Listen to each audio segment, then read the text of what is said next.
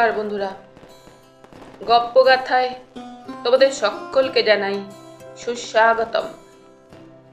আমার এই চ্যানেলে থাকবে নানা স্বাদের গল্প এবং কবিতা।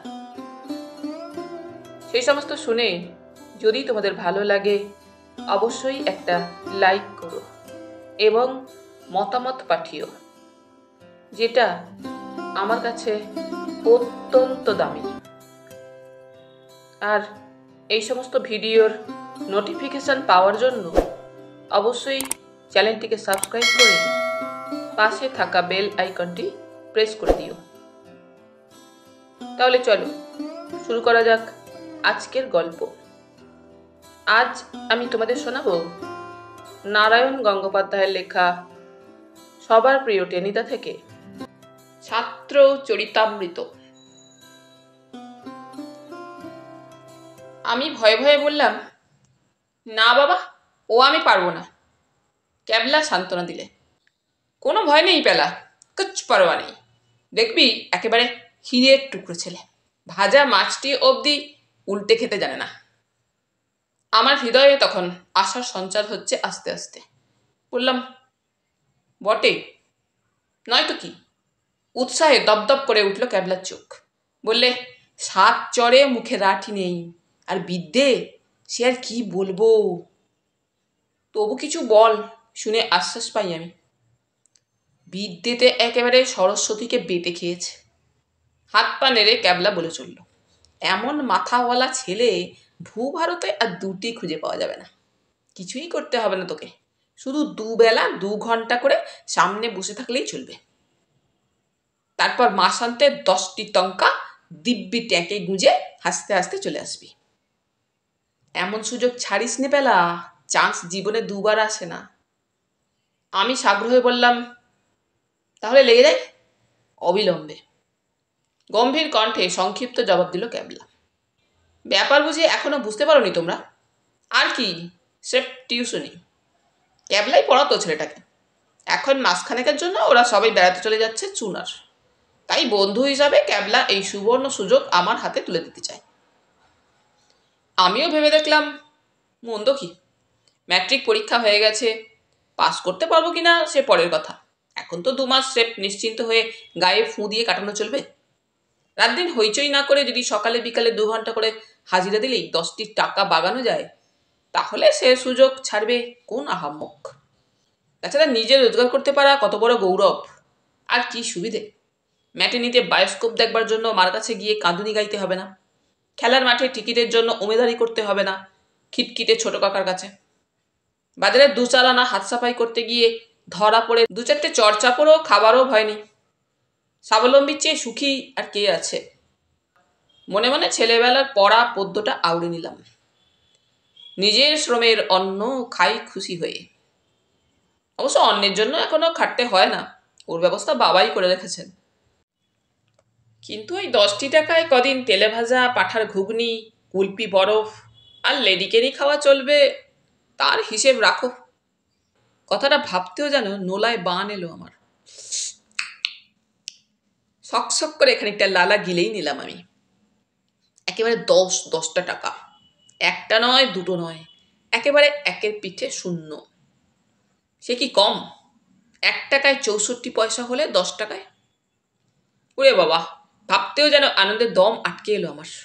লটারিতে টাকা পাওয়ার খবরে যে লোকটা হার্ট ফেল করেছিল, আমার দশাও হবে নাকি তার মতো। মনকে বললাম, একটু ধৈর্য ধরে থাকো, তারপর মাসের শেষে দেখবে কটা লেডিকেনি খেতে পারো তুমি। পরের দিন যথাসময় গিয়ে হাজির হলাম ছাত্রের বাড়িতে, টালিগঞ্জে। বাড়ির চেহারা দেখেই মেজাজ বিগড়ে যায়। ছোট একতলা বাড়ি, যেমন নোংরা তেমনি বিশ্রী। সামনে একটা কাঁচা ড্রেন, তা থেকে দুর্গন্ধ উঠছে। আমি গিয়ে দাঁড়াতেই একটা ঘিয়ে ভাজা নেড়ি কুত্তা খ্যাক করে উঠল। আমি বললাম, আরে থাম থাম, ওই তো রোঁয়া ওটা এঁটুলি কাটা শরীর, তার বিক্রম কত। কুকুরটা আবার বলে, তারপর লেজটা পেটের নিচে গুটিয়ে আরো বিশ্রী রকম দাঁত খিচিয়ে এগিয়ে এলো আমার দিকে। মহা ফ্যাচাং বাস্তবিক। কামড়াবে নাকি কুকুরটা? যার চেহারা, ও তো কামড়ালেই জলাতঙ্ক। রাস্তা থেকে একটা থান ইট তুলে নিয়ে আত্মরক্ষার জন্য তৈরি হলাম। হ্যাঁ গা, ভালো মানুষের ছেলে। কিরকম আক্কেল তোমার? কানের কাছে যেন ফাটা কাঁসর বেজে ওঠে একটা। চমকে তাকিয়ে দেখি এক রণরঙ্গিনী মূর্তি। এক হাতে গোবরের বালতি আর এক হাতে কোমর নিয়ে দাঁড়িয়েছে বাঁকা হয়ে। বলি, কি আক্কেল তোমার? কেন আমাদের রোগা বাছাকে ভয় দেখাচ্ছ? একই দেহটা ভালো নেই, তার উপরে অমন থান ইট তুলেছ। যদি একটা ভালো মন্দ কিছু হয় তখন? হাত থেকে ইট ফেলে দিলাম বেকুবের মতো। আগে কার কথা বলছেন আপনি? কাজ। আয় বিউটি, ঘরে আয়। এক্ষুনে ছড়াটা তোকে মেরে ফেলবে। বিউটি? ও হরি, এই নেরি কুত্তাটা? আমার ইটের ভয়ে এরই ভালো মন্দ হবে তাহলে? আমি হেসে ফেললাম। রণরঙ্গিনী মুখ বাঁকিয়ে বললে, হাসছ? লজ্জা করে না? কিন্তু ভদ্রলোকের বাড়ির সামনে যে এমনি হাঁ করে দাঁড়িয়ে আছো, বাবু মতলবখানা কি?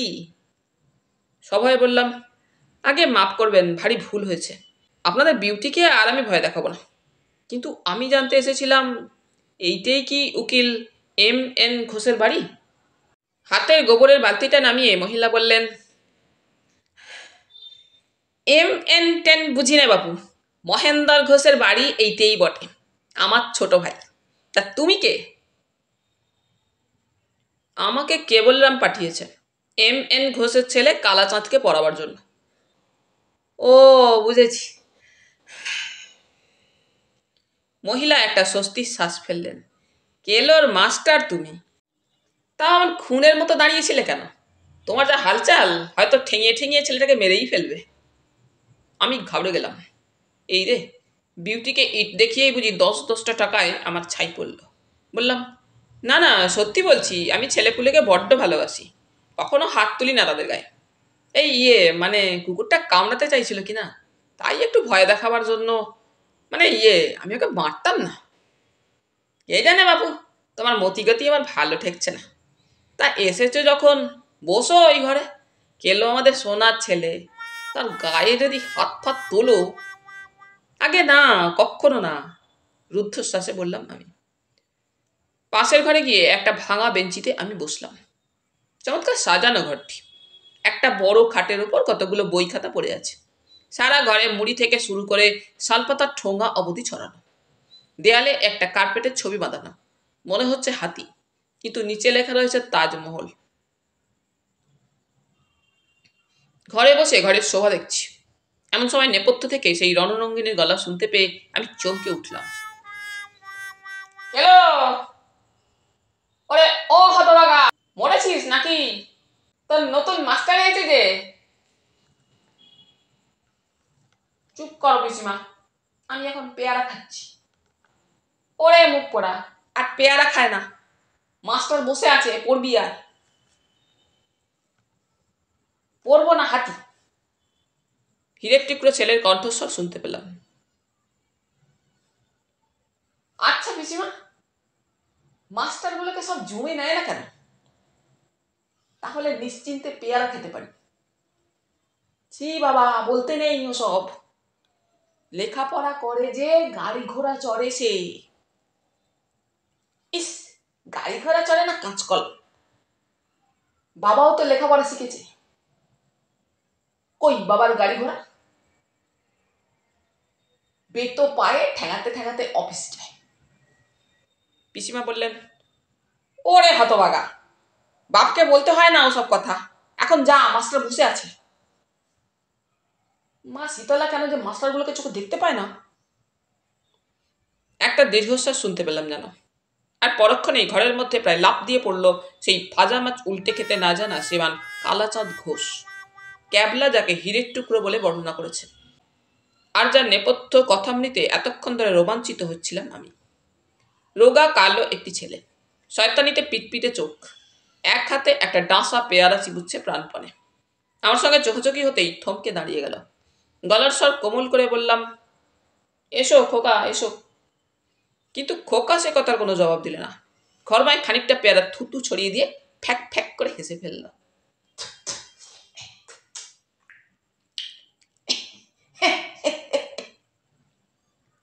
হাসছো যে?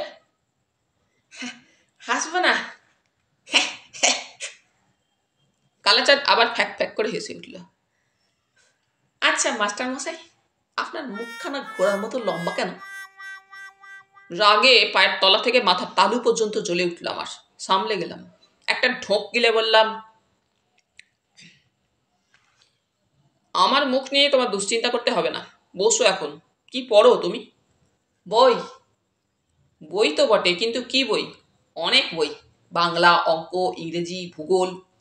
বেশ, আনো তোমার ইংরেজি বই, দেখি কেমন পড়েছ। কালাচাঁদ খাটের উপর থেকে একখানা বই তুলে নিয়ে এলো। এ কি, এর যে অর্ধেক পাতা নেই। তা নেই। কালাচাঁদ ডাঁসা পেয়ারার মস্ত আর একটা কামড় দিয়ে বললে,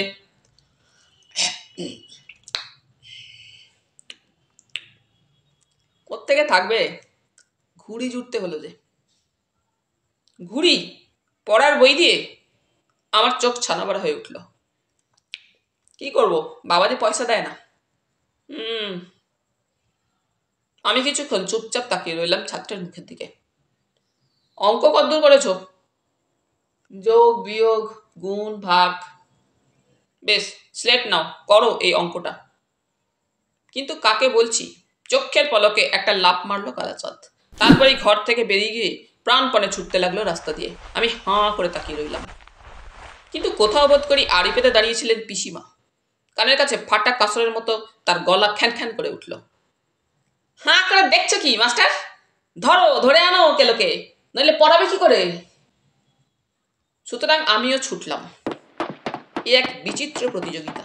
খানা খন্দর, মাঠ ঘাট, নালা ডোবা ডিঙিয়ে কালাচাঁদ ছুটছে, আমিও সমানে ছুটছি পেছন পেছন।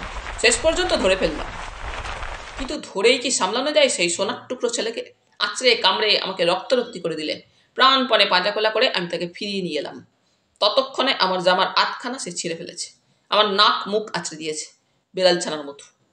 আর গালাগালি আমার 14 পুরুষের স্বর্গলাভ ঘটিয়ে দিলে। মনে মনে যা হচ্ছিল ভাষায় তা কহতব্য নয়। ইচ্ছে করছিল এক আছাড় দিই ছোকরাকে, সাবার করে নিপাত করি এই মহিরাবণকে। কিন্তু তখনও আশা ছাড়তে পারিনি। মাস আনতে 10টি টাকা। 10 টাকায় কতটা পাঁঠার ঘুগনি, কতগুলো লেডিকেনি, আর কয় হাঁড়ি কুলপি বরফ হবে আন্দাজ করো দেখি। পাঁজা কলা করে ফিরিয়ে আনলাম কালাচাঁদকে। হাঁপাতে হাঁপাতে চেয়ারটায় বসে পড়লাম।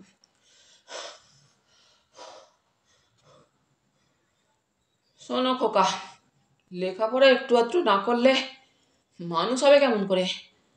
সকল ধনের সার বিদ্যা মহাধন। কালাচাঁদ কোনো উত্তর দিলে না। দাঁত বের করে বানরের মতো ভেঙচে দিলে আমাকে। এই তোমার বাংলা বই আনো। আনবো না। আমি সব কোমল করে বললাম, ছি খোকা, অমন করতে নেই। লেখাপড়া না শিখলে ভবিষ্যৎ যে ঘোর অন্ধকার, ঘোড়ার ডিম। রাগে সর্বাঙ্গ জ্বলছে আমার। ছেঁড়া জামার শোকে আর আঁচড়ের জ্বালায় শরীর মন দুই চিরবির করছে। বললাম, তর্ক করো না, বই আনো। বই? কালাচাঁদের চোখ পিটপিট করে উঠল, যেন নতুন কোনো মতলব ঠাউরেছে সে। সন্দিগ্ধ গলায় আমি বললাম, হ্যাঁ বই। হঠাৎ উবু হয়ে পড়ে খাটের তলা থেকে একটা মেটে হাঁড়ি বের করে আনলো কালাচাঁদ। হঠাৎ সেটাকে উপর করে দিলে আমার কোলের উপর। এবার বাপরে বলে একটা প্রবল লাফ মারলাম আমি। ধপাত করে এসে পড়লাম রাস্তায়। হাঁড়ির মধ্যে সাপ। আমার গায়ের ওপর থেকে সাপটা এবার ড্রেনে গিয়ে নামলো। কালাচাঁদ দাঁত বের করে বললে, আমার আরো হাঁড়ি আছে মাস্টার মশাই, আরো হেলে সাপ। আমি দাঁড়ালাম না। আমি আর নয়। মাসান্তে 10 টাকার আশায় আর 5 মিনিট এখানে থাকলে পৈতৃক প্রাণটি রেখে যেতে হবে। রাস্তা দিয়ে চোঁ চোঁ করে ছুটলাম। সেবার ছিলাম আমি কালাচাঁদের পেছনে, এবার কালাচাঁদ আমার পেছনে। আর সেই সঙ্গে টালিগঞ্জের যত কুত্তার দল। কালাচাঁদ ছুটতে ছুটতে তাদের উৎসাহ দিচ্ছে, আরে ছো ছো বেবি।